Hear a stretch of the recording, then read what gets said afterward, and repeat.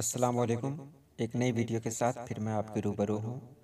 جیسا کہ آپ تھمبنیل میں دیکھ رہے ہیں، آج اختر اورینوی کے بارے میں ہم لوگ جانیں گے، تو چلیے سیدھے سیدھے ویڈیو شروع کرتے ہیں۔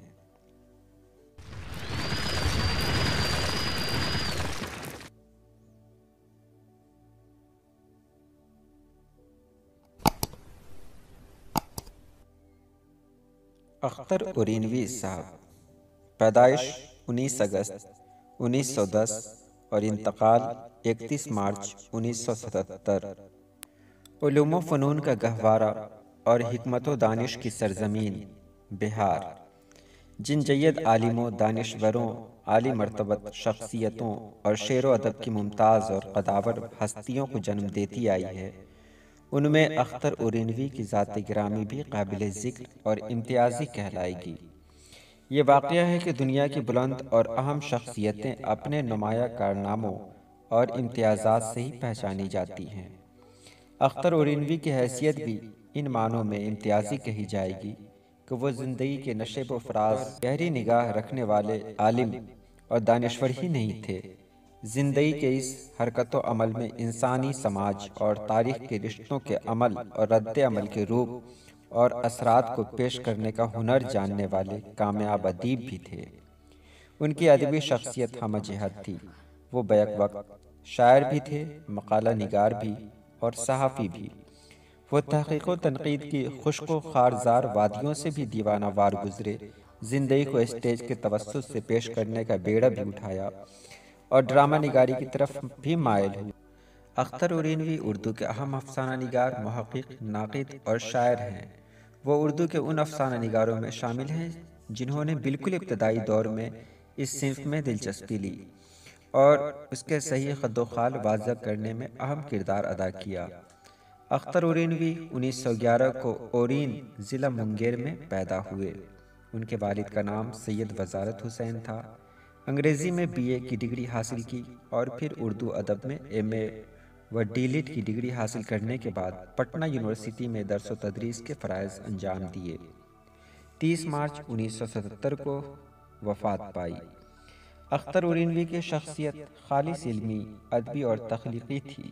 انہوں نے اردو زبان و ادب کی تاریخ بھی لکھی اور اقبال و نظیر کو بھی اپنے خاص مطالعے کا موضوع بنایا۔ ان کے کئی شعری اور افسانوی مجموعے بھی شائع ہوئے۔ انہوں نے اردو میں MA کیا اور پٹنہ یونیورسٹی میں لیکچرر ہوئے۔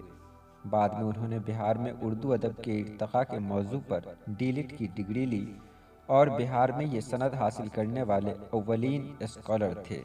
تصنیفات: ان کی تنقیدی کتب میں قدر و نظر، تحقیق و تنقید، کسوٹی، مطالعہ اقبال، مطالعہ نظیر، سراج و منہاج اور تنقیدی مضامین کا مجموعہ ہے۔ ڈراموں میں شہنشاہ حبشہ اور زوال، کینٹین، افسانوی مجموعے میں منظر و پس منظر، کلیاں اور کانٹے، انارکلی اور بھول بھلیاں، سیمنٹ اور ڈائنامائٹ، کیچلیاں اور بال جبریل اور سپنوں کے دیس میں ہیں۔ ان کے علاوہ ان کا مجموعہ کلام انجمن آرزو بھی ان کی زندگی میں شائع ہو چکا تھا۔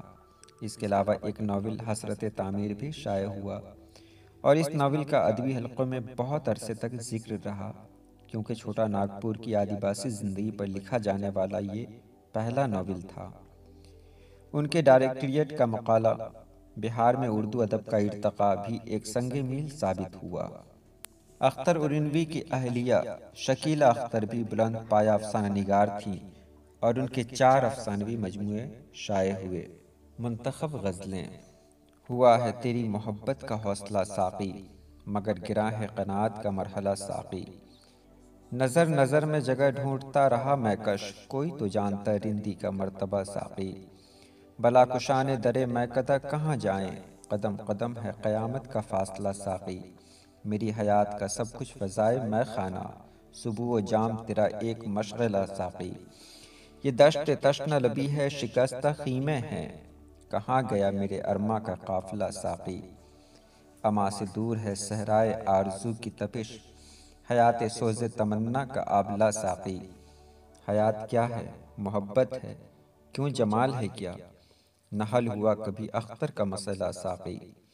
اور دوسری غزل ہے: مقام دل بہت اونچا بنا ہے، کمند عقل اب تک نارسا ہے، فروغ عشق سے بےتاب جلوے، حریم ناز میں محشر بپا ہے، مزاج حسن میں یہ درد مندی، بفیض عشق کیا سے کیا ہوا ہے، خرد ہے جستجوئے سوز آتش، محبت آرزوئے برملا ہے، نوازش ان کی محتاج محبت، میری کمائیگی کا آسرا ہے، چمن کی نکھت افشانی کا باعث، یہ موج گل ہے یا موج صبا ہے، بھلا کیوں ہو تجھے میری ضرورت، کہ تو سارے زمانے کا خدا ہے۔